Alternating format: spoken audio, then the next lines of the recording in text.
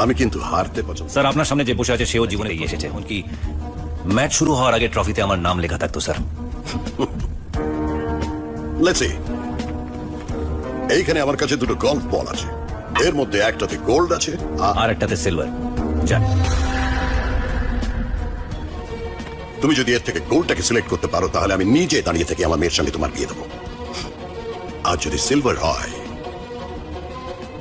My choice is this. জেতা একটা স্বভাব। আসলে কি জানেন স্যার, আপনি এতদিন যাদের সাথে খেলে এসেছেন তারা আনাড়ি ছিল, তাদের মধ্যে জেতার ইচ্ছেটা কম আর হারার ভয়টা বেশি ছিল। আর আমি হার জিতকে ভয় পাই না, কারণ আমি জানি আমি জিতলে এগোবো আর হারলে শিখবো। সাধারণত এই ফর্মুলাটা আমি কারোর সাথে শেয়ার করি না, আপনার সাথে করলাম। And my choice is this. লোকে বলে টাইম ইজ কনস্ট্যান্ট, ভুল বলে স্যার, সময় বদলায়। গোল্ড।